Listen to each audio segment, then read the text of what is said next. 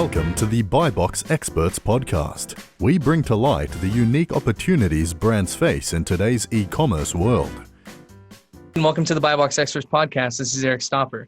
Today's episode is brought to you by Buy Box Experts. Buy Box Experts takes ambitious brands and makes them unbeatable.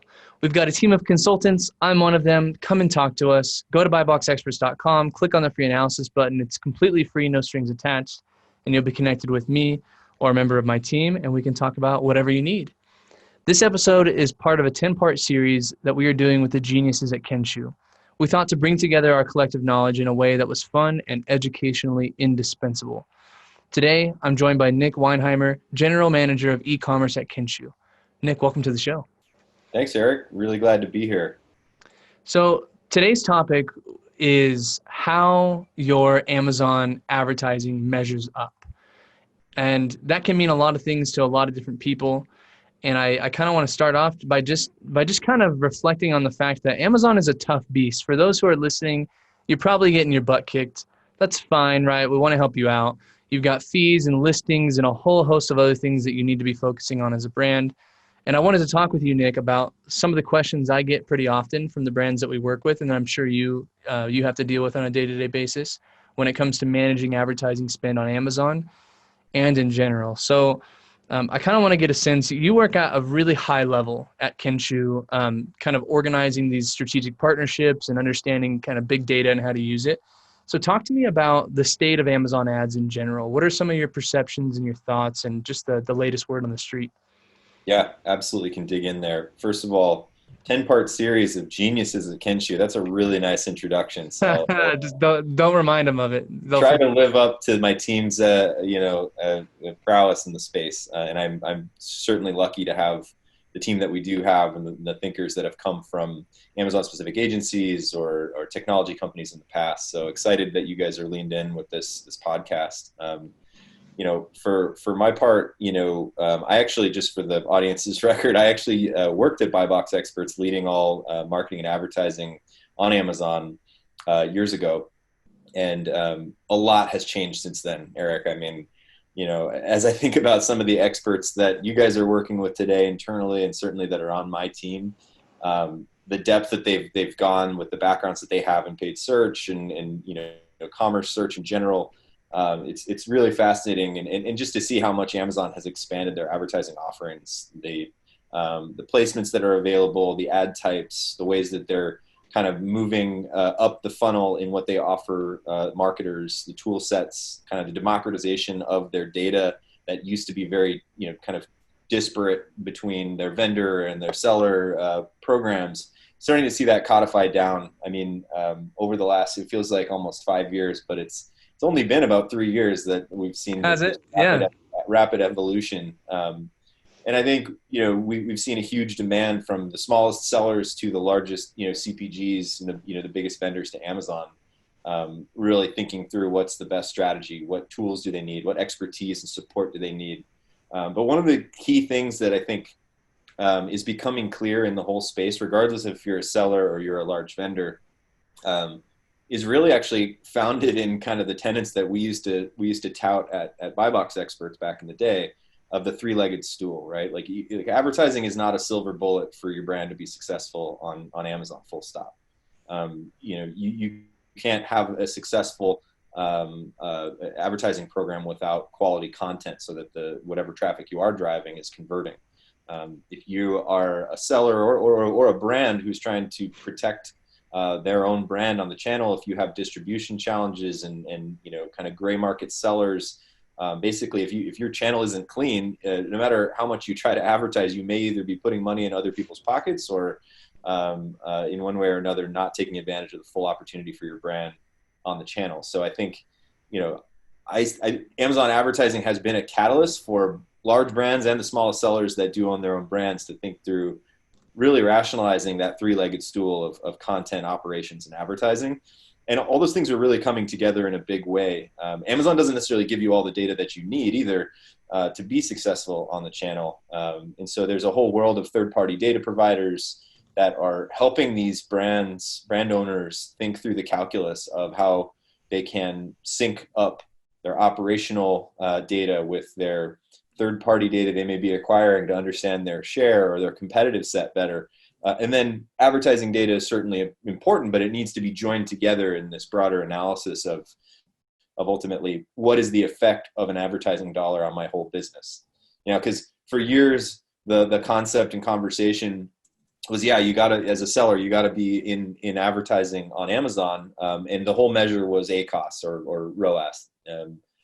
How much return do I get for my advertising dollar? And while that's interesting because it shows you it's one element of the performance of your investment in advertising, it doesn't necessarily tell the whole story of what is this advertising doing for my business. So I think what you're seeing is an evolution of the thinking, even small seller. I'm a seller myself. I have a brand on Amazon, all the way up to the largest CPGs going, okay, it's not just a math problem of how much percentage of my top line sales should be invested in advertising, and should I always be getting a 30% ACoS, therefore I have a successful advertising program. Well, if your top line and your share is shrinking on Amazon in terms of sales, and yet you've got a great advertising program, is it working?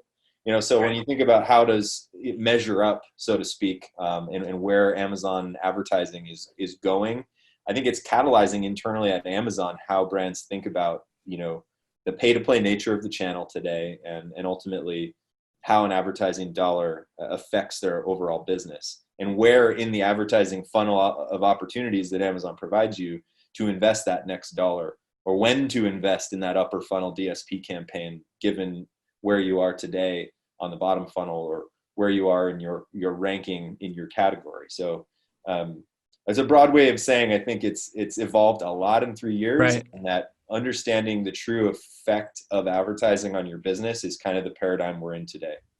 So I have brands that come to me all the time, and I would say that 80% of my calls start with them telling me just generally like how long they've been around, how many sales they're making. And then they'll tell me, and we have a target ACoS of, like you mentioned, 30%, 10%, 4%. I had this guy told me 4%. And I tell every single one of them to put that in a box and to not pay attention to it for right now, and to look at the business reports and the advertising to see what the total effect of sales are on your business, just as like a baseline way for them to get a better sense of the performance of their campaigns. But are there any other metrics that you can specifically point people to inside of their Seller Central or AMS accounts that they can start looking to see, oh, maybe I actually do have a problem and my measurements are wrong up to this point? Sure. I mean, there's certainly no shortage of data gymnastics you could do looking at, especially if you are a seller and you do have access to the business reports that show you, session rates, conversion rates, and things like that on the page. That'll give you a big indication of, how well that ad dollar is performing. You can get it lift in advertising by increasing the quality of your content. If your page is converting better, therefore your advertising will convert better. There are some baseline things that Amazon natively has released, and I think folks are probably aware of them by now. Interestingly enough, we've seen some very valuable insight during this, kind of interesting time of the COVID essential versus non-essential sort of paradigm that we're in. But new to brand is a great metric to start to think through. Is my advertising just catching the rain? Would I have gotten these sales anyway? Or am I actually getting new customers to come in and buy my products and engage with my brand? So just as an aside, and I brought up the kind of current status, we looked at our index for new to brand since, in the period leading up to kind of the panic buying that started around the 12th, 13th of March and sort of peaked around the 21st, 22nd of March. In the period prior to that, and then looking at that period and thereafter, during kind of the broader stay-at-home that has largely kind of spread across all of the U.S. at this point, we've seen a pretty enormous uptick across all categories of new to brand for all products. So one of the sort of ongoing questions for analysts, for investors, for brands in general is, did we just accelerate 4 years and 4 months in 2020 in terms of the adoption of e-commerce? And there's an argument to be made just looking at a data point that Amazon shares, which is that new to brand reporting element that lets us know that, even if only 20% of that incremental 54% I think we saw of new to brand even if that only a percentage of that ended up staying as, net new incremental e-commerce shoppers, one could make the argument that e-commerce has grown by at least a double-digit percentage in just a 4-month period in 2020. So some pretty fascinating measures just with what's basically available inside. Obviously you could look at the nth degree of the path to purchase that you do see, detailed page view rate, et cetera, as I mentioned in business reports, and then certainly within advertising, clicks, cost, conversions, new to brand. But then there are the third-party data sets that start to actually kind of give you those, the proxy data you need to really kind of understand, okay, in a vacuum, I can tell this much of a story, but given the context of my category or my competitive set, I can really start to see and triangulate and put a third dimension to my analysis of what my advertising is doing. Is it okay to have a break-even ACOS if I'm climbing in my rankings, or even go well underwater?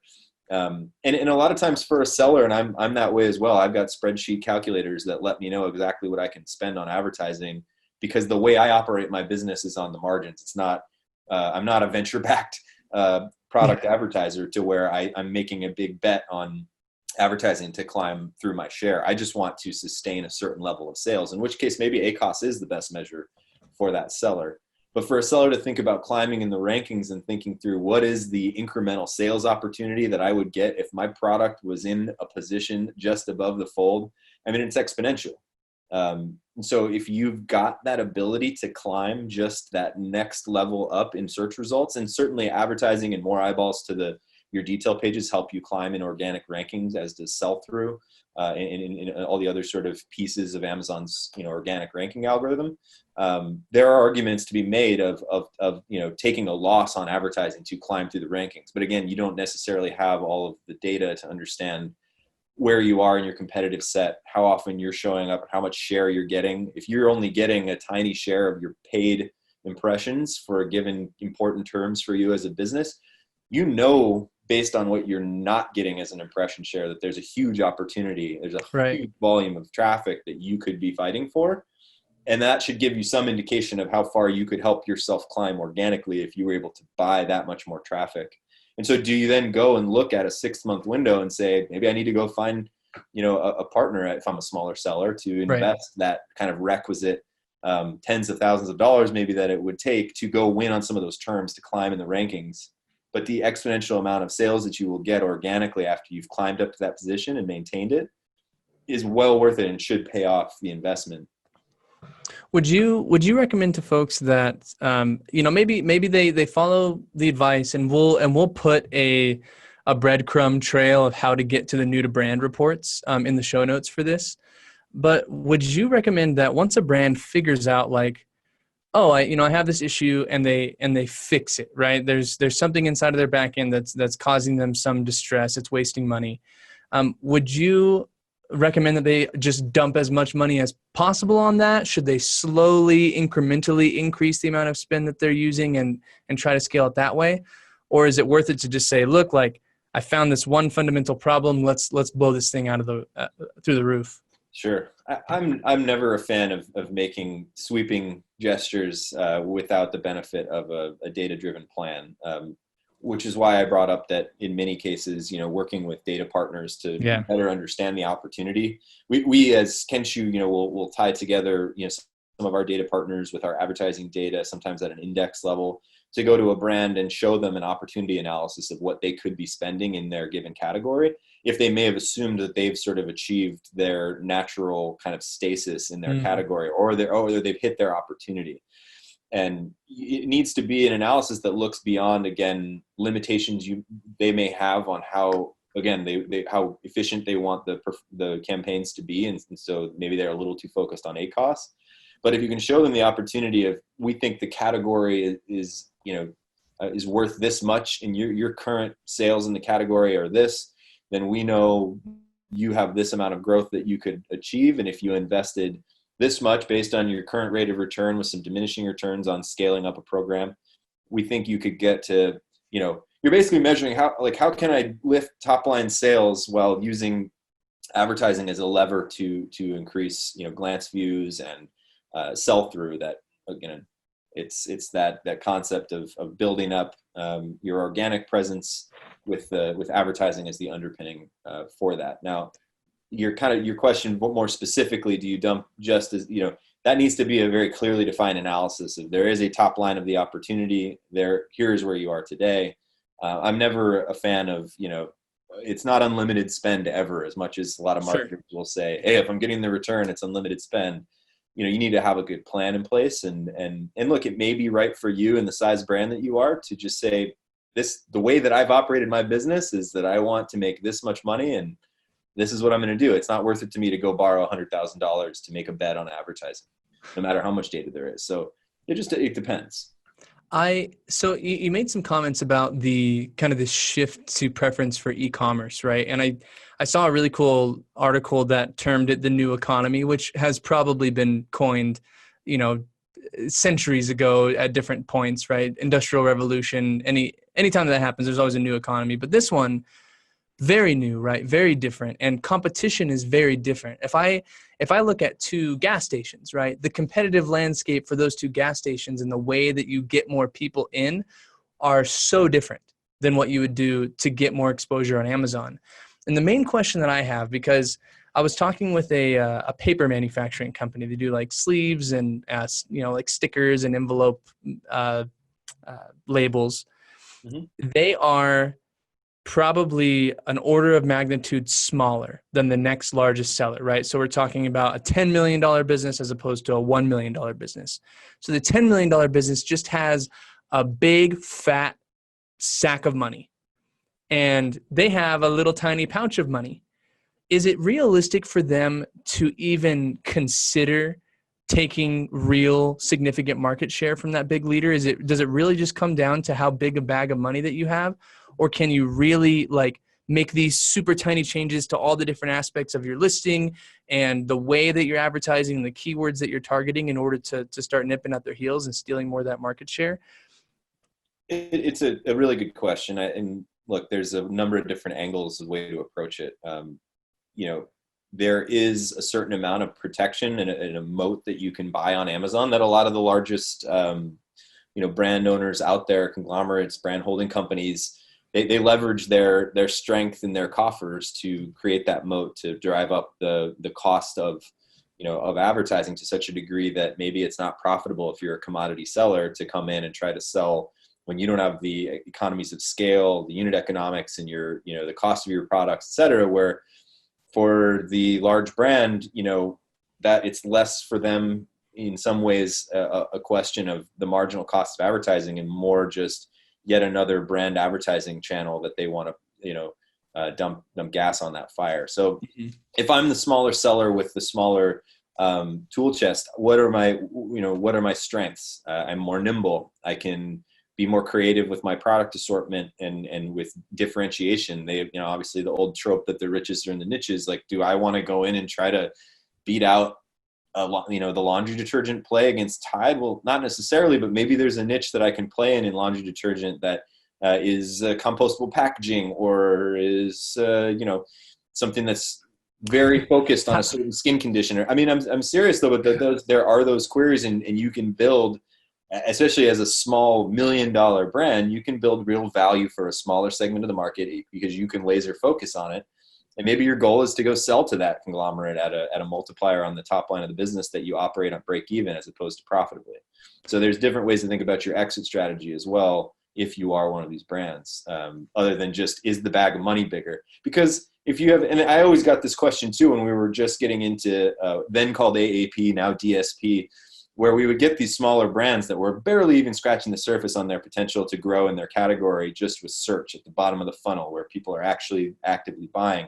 And the shiny object of, you can go target audiences, in-market lifestyle, you can do creative, you can send traffic to your website.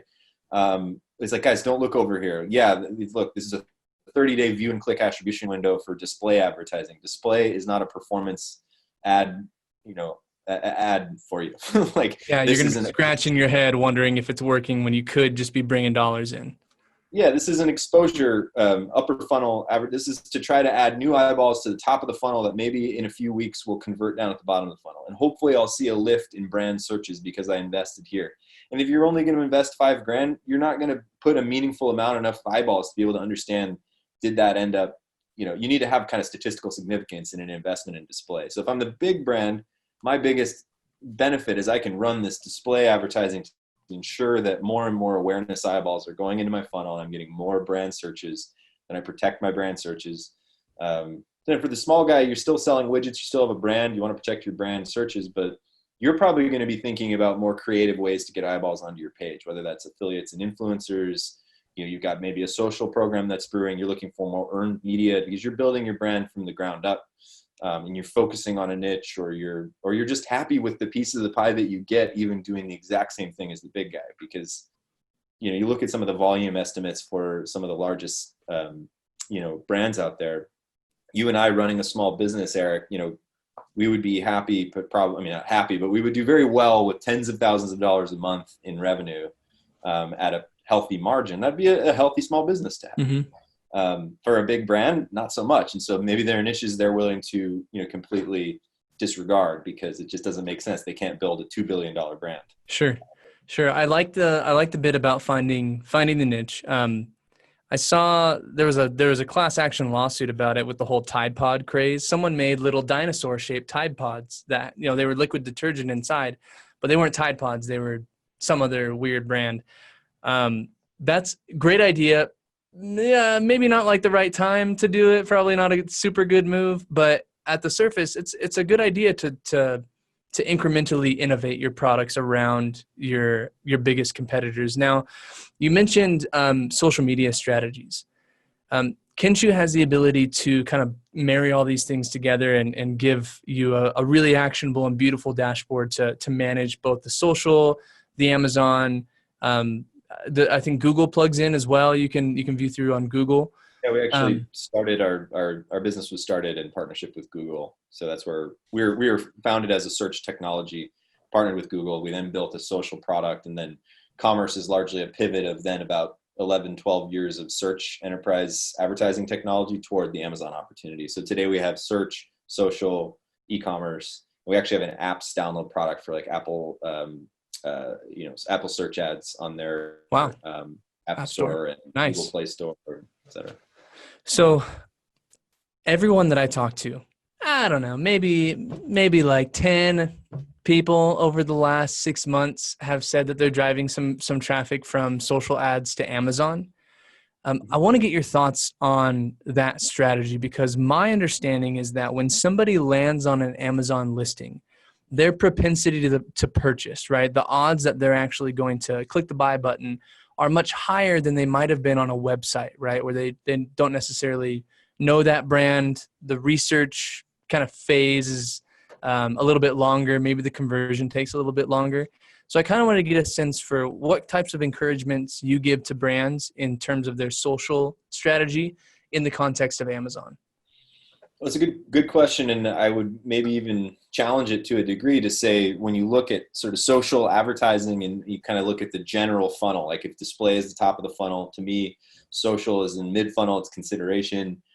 Sure, there's DR that direct response advertising you can do in there, drive traffic from these channels and convert sales. Amazon and retail advertising online is like the nth degree bottom of the funnel, where they are there in market to buy something. If you're on Amazon, you still are in the majority of the time you're there to buy something. You've got a list, and maybe you add to it, etc. More and more, it is becoming a product research channel. We see a lot more research terms happen on Amazon. They're going there to just kind of understand what's out there. Amazon, for their part, is moving up in the funnel of their ad offerings to provide more social, like their posts that's in beta right now. Video and search. Yeah, Amazon Live too. Those folks that are in research mode are going to be engaged with brands more. But I would challenge, I guess, the question again as well, in terms of what are you trying to do with the traffic? If your ultimate goal is you want it to look just like your ACOS on Amazon, where they're typing in a term for dryer sheets, and they're going to go buy dryer sheets. But are they going to engage differently if you come up with an interesting influencer story, social post ad that's driving into Amazon, they're, versus a website, maybe the website's more valuable because it's a better setup right now to engage with your brand. And with Amazon, you're kind of constrained to, a certain way of presenting your products. And look, A+ has made that better. Images, video, you can add. I guess, there's trust for the conversion, so you'll probably convert better. I won't dispute that, but depending on how you're looking at that spend from like a consideration phase, sure. I think it could go both ways. My mind is drawn to the kind of purchase journey that a lot of brands don't ever consider, right? They don't know how people find them, they don't know how people think about them, and they don't know how people buy them. But I'm wondering, right, like if I am an Amazon Prime member and I get an Instagram ad and it takes me to a website, I'm probably going to, swipe up on my phone out of that website, right, out of Google Chrome or Safari, and I'm going to go to Amazon and I'm going to type something into the search bar. And so, you're kind of inherently creating these barriers if that person is an Amazon Prime member. I don't know if there's a way to track that in the back end of like a Facebook pixel or how they're tracking on Instagram. But my question is more about like the journey and whether it's, a good idea to be driving these social ads to Amazon as a, as a grand strategy, one of the main strategies for your business. Yeah. I mean, I can tell you a kind of white labeled anecdotal story. One of the world's largest brand holding companies that we work with, where we were working with them on kind of their plans for 2020. And we'd done some tests with them with the advent of Amazon attribution beta, which I don't know, maybe the world's longest beta at this point. But where, we can wrap any click, any click URL out of Facebook with the Amazon attribution click wrapper, and then track the path to purchase on Amazon for any click that happened on Facebook or Instagram, or even through search, now that Google allows site links in their policies anyway to go over to Amazon. They were going to spend 10% of their budget for retail digital shopper marketing dollars. So think about your Amazon advertising spend, your Criteo spend, Walmart Media Group, et cetera. 10% of that budget was going to be for alternative digital marketing channels that typically world's biggest CPGs were maybe doing reach and frequency spending on kind of branding spend on Facebook, but not really doing any DR or performance marketing. And they're now turning over this new leaf of, maybe I can move a little farther down funnel to drive that many more incremental eyeballs to my product detail pages or my brand store. So anecdotally, we're seeing some of the world's largest brands start to adopt this kind of full stack approach to leveraging their retail partners as their .coms. Yeah. Now they've been given tools like Amazon attribution data. They've got the ability to track that. And we, with the kind of Switzerland position that we sit in between these giants, actually helped solve the technical barrier between deep linking between the Facebook mobile experience and the Amazon app. And if you think about it, like the Facebook, when you click a Facebook ad, it opens in the Facebook web viewer. And exactly your point, you're like, I'm going to leave and go to Amazon. See ya. Even if there was tracking, like because stores analytics first came out before attribution beta. And so you could just add a query string. But even if you clicked into it through that web view, you weren't logged in. So you left and you went to your app, you organically searched for that product you experienced, and then you converted or didn't. And so that tracking was out the window. But we worked with Facebook to basically whitelist the ability to allow the advertiser to kind of identify the Amazon app as their own app. And there was kind of a workaround for that allowed them through Facebook's policies to do deep linking so that those tracking parameters could persist. And that's the biggest, I think, hurdle technically that we've helped solve between the giants. And I think from both their set, like it's not lost on Amazon how much traffic comes from Facebook, and it's not lost on Facebook how much of an opportunity it is to scale up CPG ad spend, on their in their advertiser base. So I definitely think, as a smaller brand, it's a great strategy. Clicks are a lot cheaper. You can get a lot of exposure on Facebook. But you have to have a business plan that allows for that level of kind of beyond the bottom of the funnel marketing spend. And it's, a lot of the brands that we see that are the smaller upstart brands on Amazon don't have business models that have baked in significant investments in marketing or looking at a break-even business model over 3-5 years while you're building your audience, because you can on Amazon build a pretty good business on the margins. And it's not necessarily the case in the history of launching small business. So while I think it's an important strategy, I do still maintain that you need to really make sure that your bottom of the funnel, like the category growth you can experience, that you've kind of maxed out your opportunity or sort of your niche before you're going and saying, you know what, I'm going to go launch this whole like external to Amazon strategy. Sure. Now, I think it's good to have a distributed business. You don't have all your, if your seller account gets shut down and you've got people relying on only Amazon line of business, sure, set up your .com, run a social, like build your business plan around some diversification of your revenues for sure. I'm always a fan of that, but I think it's absolutely becoming a trend, Eric. And for the listeners that have maybe never built a business model or a business plan, we have some resources that can help you. There are some very simple models that you can use to consider all sorts of things, right? Like even everything down to your logistics partners. So just reach out. I'd love to share it with you. Now we've talked a little bit about these kind of retail giants and some of the online retail giants as well, right? We got Walmart and Jet that are kind of throwing their hat into this ring. And they're chomping on Amazon's ankles. They're not really commanding as much market share. But I want to kind of go a little bit deeper with you. And maybe just as the last question here, you've got this exposure and you've got this multifaceted experience across all these different verticals, right? You've kind of got the retail, the big data, the advertising. You're a business owner yourself. What is next, right? A year from now, the world is going to look different. This economic trend is shifting things around. What kind of things do you see in the future for Amazon advertising that our listeners should be paying attention to? Sure. I mean, I would almost maybe say that what I see in the future for maybe from the brand's perspective on opportunities across more than just Amazon. I think Amazon advertising is the cutting edge of saying, you know what, I'm an online retailer, but I'm so big and I've got such a footprint that I can actually go ahead, even in the context of my retail relationships where they're potentially paying me co-op riders on my, vendor supplier, kind of arrangement.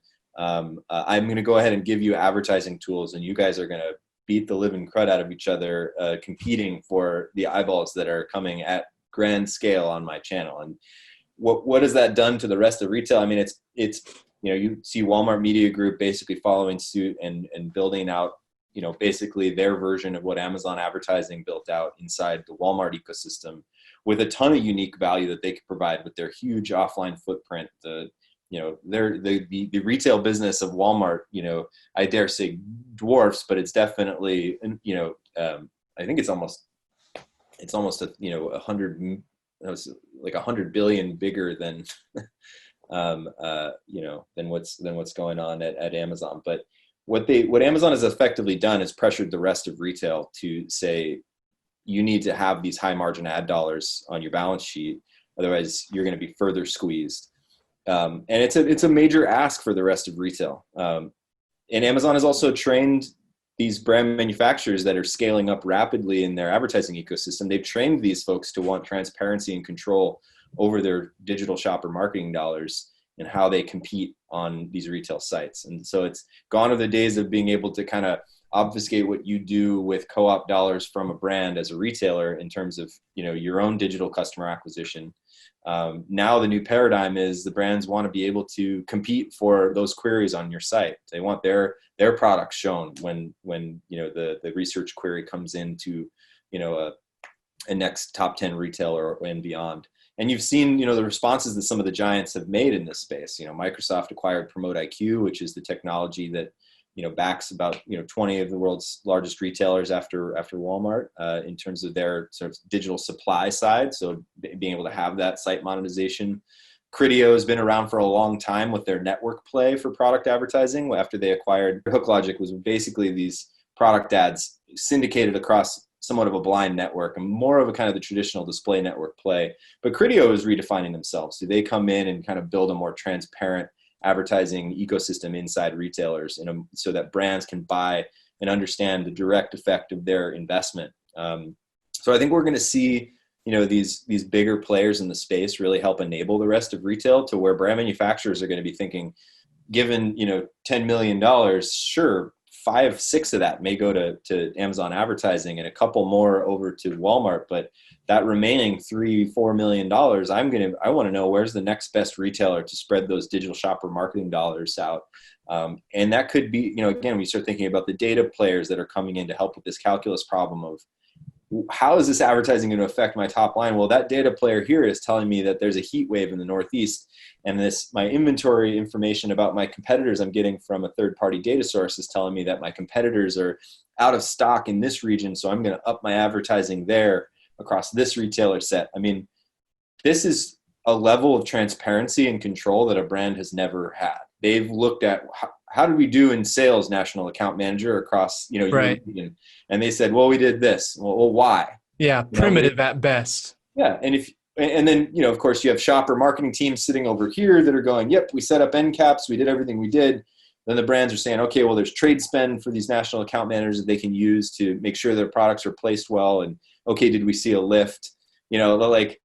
Now you're making this more real time. What's the competitive set? Who's in there shopping? What's the weather that's happening? Or is there a promotion going on from one of my competitors? I should pull back on my advertising today, but in 2 days when they have stock issues because of their performance, I can keep my price high, pump up my advertising. And so this world is just going to become, these brand manufacturers, who are some of the world's largest advertisers, are now coming into digital in a big way, and Amazon has trained them. So I expect we'll see the rest of retail continue to follow suit, and it's incumbent on us as providers in the space, strategists, technology providers, that we're prepared to support these brands in doing that.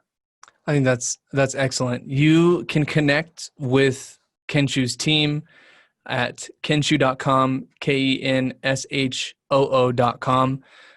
Nich is, as you can tell, he definitely lived up to the genius part of this. If you did not understand some of the different things that he was talking about in terms of tracking the movement between folks, or even understanding that you can turn off inventory in a certain region or start spending more in a certain region, if you don't understand those things, talk with Buy Box experts, talk with Kenshoo. We can absolutely help you build your business into something that is data-driven, with actionable insights that you have a lot of control and as Nich mentioned, transparency. And so, Nich, this was great. Thank you so much for coming on the show. Yeah, absolutely. Thanks for having me, Eric. To finish today's podcast, I want to share some final thoughts. For third-party sellers to be successful on Amazon, you've got to get reviews. We at Buy Box Experts are really big fans of the team over at Ecom Engine and its tools that help Amazon sellers simplify the process of soliciting reviews from customers who purchase their products. For more information, go to ecomengine.com. Thanks for joining us today. Thanks for listening to the Buy Box Experts podcast. Be sure to click subscribe, check us out on the web, and we'll see you next time.